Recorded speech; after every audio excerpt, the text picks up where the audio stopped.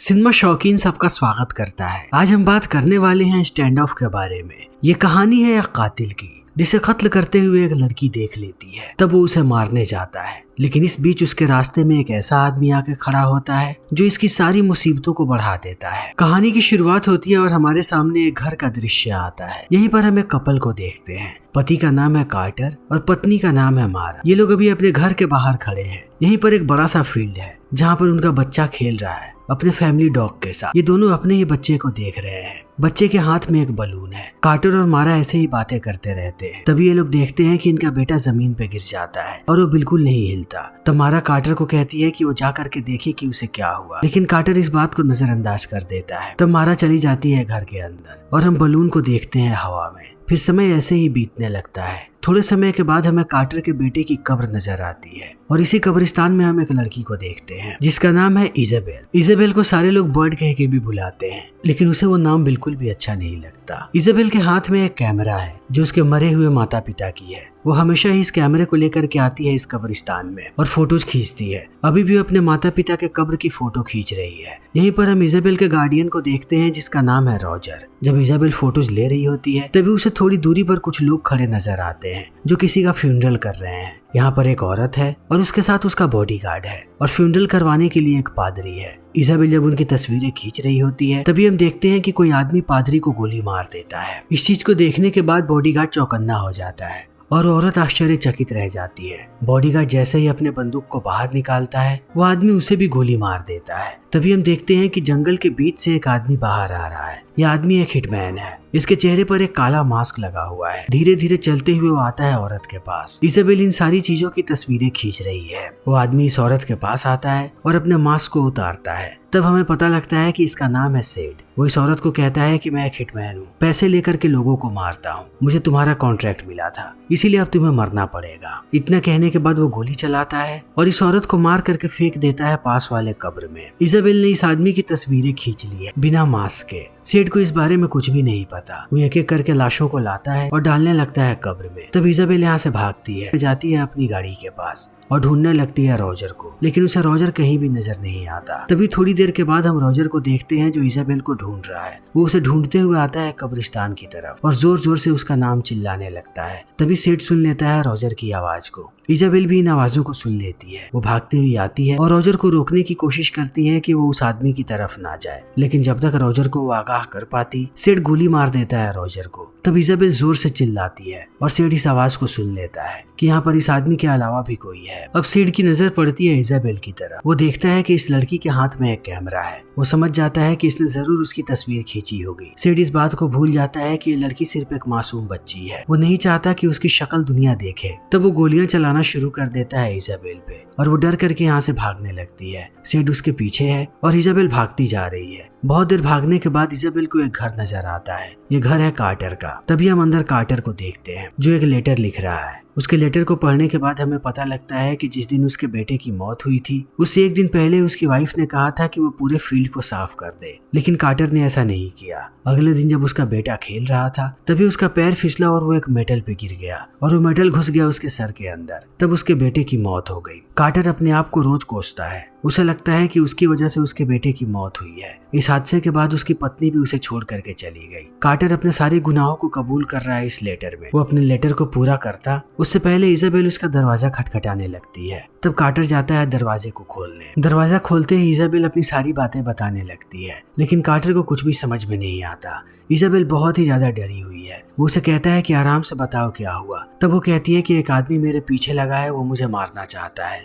तब कार्टर को कुछ भी समझ में नहीं आता। इसी बीच हम देखते हैं कि सेड यहाँ पर आ चुका है और वो गोली चला देता है। तब गोली आकर के लगती है कार्टर के पैर में। कार्टर सारा माजरा समझ जाता है। वो बिना वक्त गवाए इजाबेल को लेकर के आता है घर के अंदर, दरवाजे को बंद करता है और ऊपर आकर के अपने बंदूक को निकालने लगता है। तभी हम सेड को देखते हैं जो अंदर आ चुका है। वो भी ऊपर आने की कोशिश करता है, लेकिन कार्टर ऊपर ही खड़ा है। जैसे ही वो सेड को देखता है सीढ़ियों के पास, वो गोली चला देता है। तब एक गोली सेड को भी लग जाती है। वो छुप जाता है। ऊपर हम देखते हैं कार्टर और इजाबेल को। कार्टर के पैर में गोली लगी है जिससे बहुत सारा खून बह रहा है और नीचे सेड खड़ा है। वो धीरे धीरे अपनी बंदूक लेकर के आगे बढ़ने लगता है। वो कैसे भी अब मार गिराना चाहता है इन दोनों को। वो सीढ़ी के नीचे जाता है और वहाँ से ऊपर गोली चलाता है ताकि वो मार गिराए कार्टर को, लेकिन कार्टर को गोली नहीं लगती। इस गोली की आवाज सुनने के बाद कार्टर बात करता है सेड से और कहता है कि जिस बंदूक का तुम इस्तेमाल कर रहे हो वो इस लकड़ी को नहीं भेज सकती। इन बातों को सुनने के बाद सेड समझ जाता है कि कार्टर कोई आम आदमी नहीं है। उसे बंदूक के बारे में अगर इतनी सारी चीजें पता है मतलब उसने लड़ाई लड़ी है। तभी वो कार्टर की तस्वीर देखता है,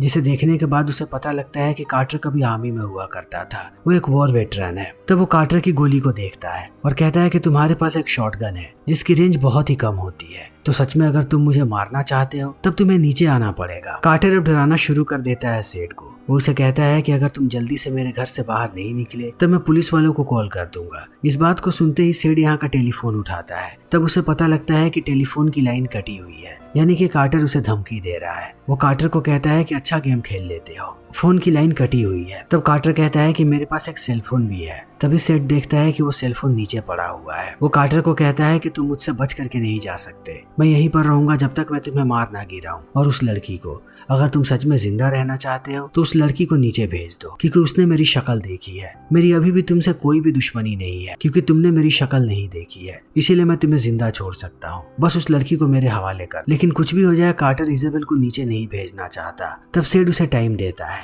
वो जानता है कि कार्टर के पैर में गोली लगी है, उसका खून बहुत ही तेजी से बह रहा होगा, वो ज्यादा देर तक ऊपर नहीं रह सकता। लेकिन कुछ भी हो जाए, कार्टर नीचे नहीं जाना चाहता। वो इजाबेल को बताता है कि पास वाले कमरे में फर्स्ट एड किट पड़ा हुआ है। तब वो लेकर के आती है। कार्टर अपना उपचार करने लगता है। नीचे हम सेड को देखते हैं जो अपनी गोली निकालता है और अपनी मरहम पट्टी करने लगता है। उसे भी पता है कि यह लड़ाई लंबी चलने वाली है। दूसरी तरफ हम कार्टर को देखते हैं जो यहाँ के सारे बल्ब्स को इकट्ठा करता है, उन्हें तोड़ता है, फिर कांच को फेंक देता है सीढ़ियों पे, ताकि अगर सेड ऊपर आने की कोशिश करे तब उन्हें आवाज से पता लग जाए। लेकिन कार्टर की सबसे बड़ी दिक्कत है कि उसके बंदूक में एक ही गोली है। मगर अच्छी बात यह है कि ये बात सेड को नहीं पता। वो इजाबेल को कहता है कि हमारे पास भागने का एक ही रास्ता है कि हम बगल वाले खिड़की से भागे, लेकिन मेरे पैर में गोली लगी है, मैं खिड़की से भी नहीं भाग सकता, तुम्हें यहाँ से भागना पड़ेगा। इन बातों को सुनने के बाद इजाबेल अपने माता पिता के बारे में बताती है कि कैसे उनकी मौत हुई। तभी कार्टर को भी अपना बेटा याद आ जाता है। इसी बीच इजाबेल कहती है कि मैंने उस आदमी की तस्वीर खींची है। जैसे ही कार्टर इस बात को सुनता है, कहता है कि अपने कैमरे की फिल्म निकाल करके मुझे दो। वो फिल्म को लेता है और डाल देता है एक प्लास्टिक बैग में।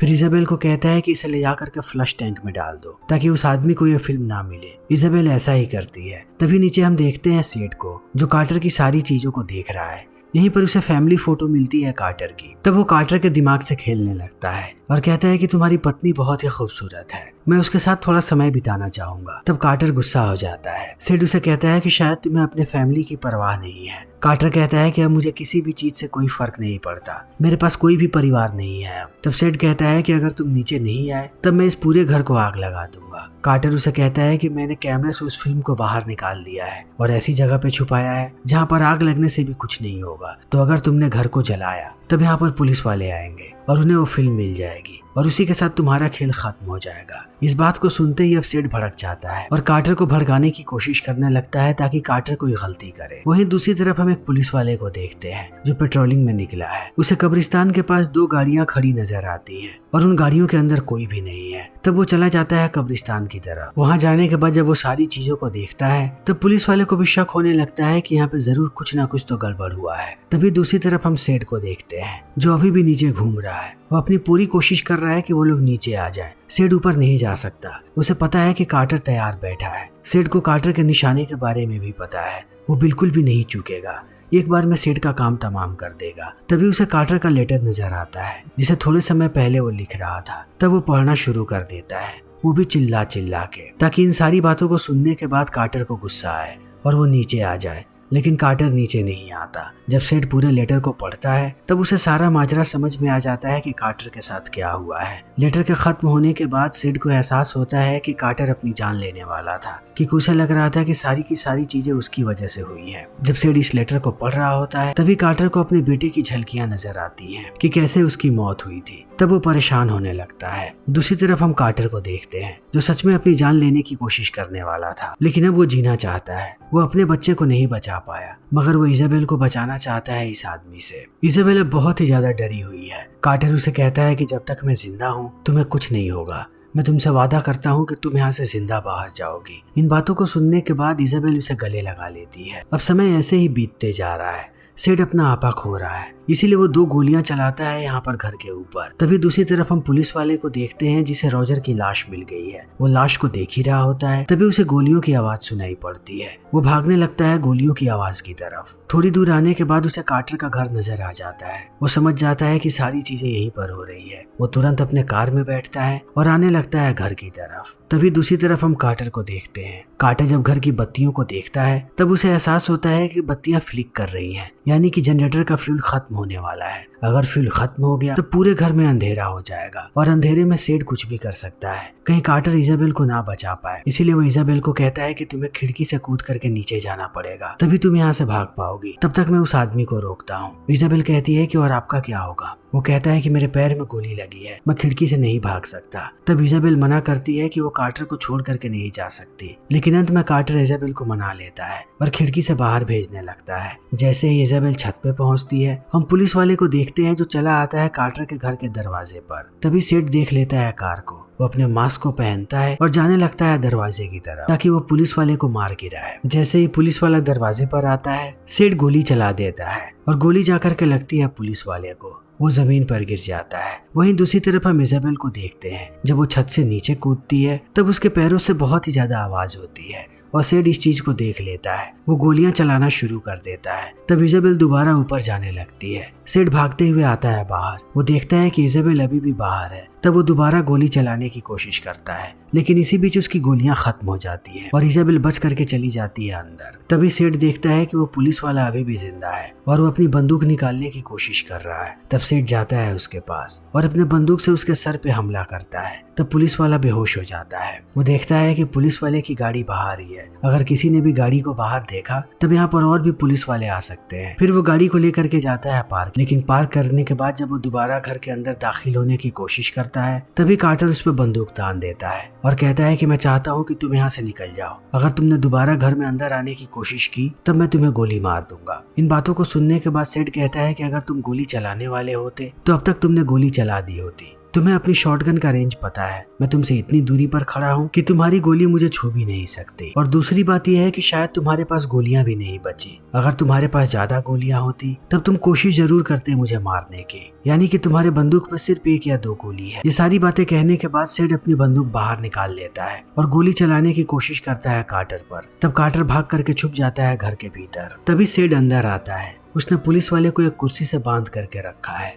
वो उसे टॉर्चर करना शुरू कर देता है और बार बार कार्टर को कहता है कि अगर तुमने उस फिल्म को नीचे नहीं फेंका और उस लड़की को नीचे नहीं भेजा तब मैं ऐसे ही इसे टॉर्चर करता रहूंगा और थोड़ी देर के बाद इसे गोली मार दूंगा। पुलिस वाले की आवाजों को सुनने के बाद अब कार्टर भी परेशान होने लगता है और सेड को कहता है कि तुम मानसिक तौर पर बीमार हो। कोई भी ऐसे किसी को भी तड़पा के नहीं मारता, तुम्हें बस बहाना चाहिए लोगों को मारने का। इन बातों को सुनने के बाद सेड और भी ज्यादा गुस्सा हो जाता है और मार गिराता है इस पुलिस वाले को। मारने के बाद वो कुर्सी को कर देता है सीढ़ियों के पास ताकि कार्टर देख सके। कार्टर पुलिस वाले की लाश को देखने के बाद परेशान हो जाता है। फिर वक्त ऐसे ही बीतने लगता है। थोड़े समय के बाद कार्टर नोटिस करता है कि अब नीचे से कोई भी आवाज नहीं आ रही। तब उसे लगता है कि शायद यहाँ से सेज जा चुका है। तब वो सेज को चिल्ला करके कहता है कि मैं लड़की को नीचे भेजने के लिए तैयार हूँ ताकि सेज का कोई रिप्लाई आए, लेकिन सेज कुछ भी नहीं बोलता। तब कार्टर को लगता है कि शायद वो यहाँ से जा चुका है। फिर वो धीरे धीरे नीचे जाने की कोशिश करता है, लेकिन इजाबेल उसे रोकने की कोशिश करती है। उसे डर लग रहा है। कार्टर कहता है कि बस मैं पुष्टि करना चाहता हूँ कि वो नीचे है भी या नहीं।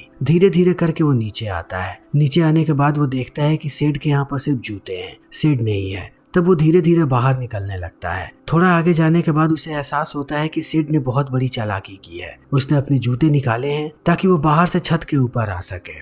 कार्टर दोबारा ऊपर आने की कोशिश करने लगता है। तभी हम इजाबेल को देखते हैं जो बाथरूम के अंदर छुपी हुई है। उसे पैरों की आवाज सुनाई पड़ती है। तब वो पुष्टि करने की कोशिश करती है कि यह कार्टर है या फिर सेज।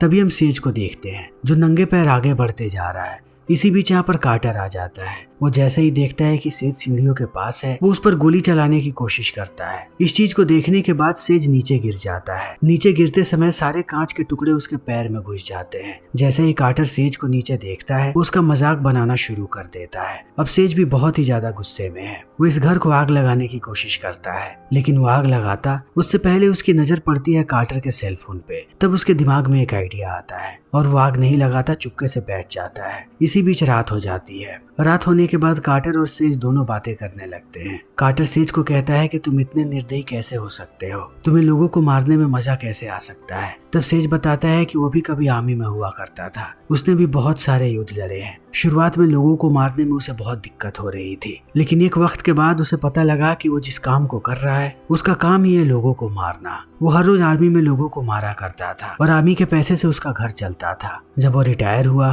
तब वो इस चीज को नहीं भुला सका कि लोगों को मारने से ही उस वक्त उसका घर चला करता था, इसीलिए वो अभी भी लोगों को मार रहा है अपने घर को चलाने के लिए। इन बातों को सुनने के बाद अब थोड़ी देर के लिए कार्टर भी शांत हो जाता है। तभी इनके घर के आगे आकर के एक गाड़ी रुकती है। तब सेज अपने मास्क को पहनता है और बंदूक लेकर के जाता है बाहर। कार्टर को समझ में नहीं आता कि कौन आया है। सेज अंदर आता है और कार्टर को कहता है कि तुमसे कोई मिलने आया है। तभी हम मारा की आवाज को सुनते हैं। कार्टर अपनी पत्नी की आवाज को सुनने के बाद बौखला जाता है। उसे समझ में नहीं आता कि मारा यहाँ पर क्यों आई है। तब हमें पूरी बात समझ में आती है। सेज ने कॉल किया था मारा को। उसने मारा को कहा कि कार्टर की हालत बहुत ही ज्यादा खराब है, मैं उसका दोस्त बोल रहा हूँ, वो तुमसे मिलना चाहता है। तब मारा यहाँ पर आ गई। सेज को लगा कि इस प्लान का इस्तेमाल करके वो नीचे ला सकता है इजाबेल को। वो धमकाना शुरू कर देता है कार्टर को। कहता है कि तुम्हारे पास बहुत कम वक्त बचा है, अगर मेरे 10 गिनने तक तुमने इजाबेल को नीचे नहीं भेजा तब मैं मारा को मार दूंगा। तुम इजाबेल को नीचे भेजो, वो भी फिल्म के साथ। तब कार्टर डर जाता है। वो नहीं चाहता कि मारा को कुछ भी हो।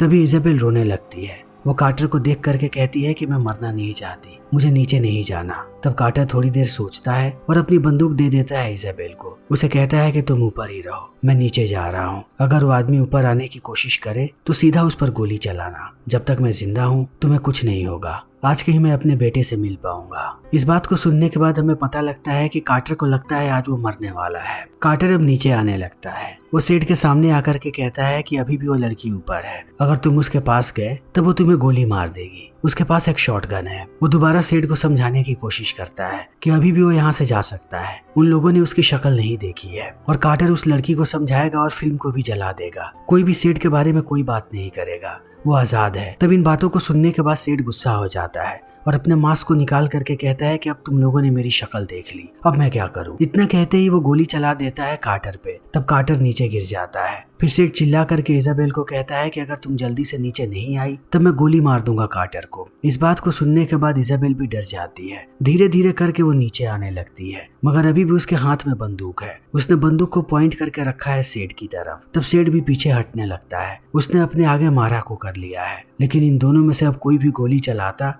उससे पहले दोबारा बत्तियां फ्लिक करने लगती हैं। कार्टर समझ जाता है कि यही सही मौका है जब वो हमला कर सकता है सेठ पे। वो जल्दी से उठता है और सेठ के ऊपर टूट पड़ता है। ये दोनों लड़ने लगते हैं। कार्टर अपनी चाकू को बाहर निकालता है और बार बार उसे स्टैब करने लगता है सेठ के गले में। तभी हम मारा को देखते हैं जिसने पुलिस वालों को इत्तला कर दिया है। तब सेठ नीचे जमीन पर गिर जाता है और हम इजाबेल को देखते हैं जो अपने शॉटगन को लेकर के आगे बढ़ रही है। थोड़ी देर चलने के बाद वो आकर के सामने खड़ी हो जाती है सेठ के और अपने बंदूक का ट्रिगर दबाती है। तब हमें पता लगता है कि शॉटगन में गोली नहीं है। कार्टर ने आखिरी गोली को कब का चला दिया था। जैसे ही इजाबेल को ये बात पता लगती है वो शांत हो जाती है और सेठ अपनी बंदूक को बाहर निकालता है। लेकिन अब इजाबेल के दिल में कोई भी डर नहीं है। वो सेठ को कहती है कि अगर तुम मुझे मारना चाहते हो तो मारो, मैं कहीं नहीं जाने वाली। अब थोड़ी देर तक सेठ अपनी बंदूक को तान करके रखता है, लेकिन अंत में इजाबेल को कहता है कि मैं कोई राक्षस नहीं हूँ। इतना कहने के बाद वो अपना दम तोड़ देता है। सेठ ने अपनी पूरी जिंदगी इसी चीज से भागते हुए बिताई है कि वो कोई राक्षस नहीं है, लेकिन हर बार वो लोगों को मारता था और उसे लगता था कि वो एक राक्षस है। लेकिन अपने आखिरी समय में वो एक राक्षस बन करके नहीं मरना चाहता था,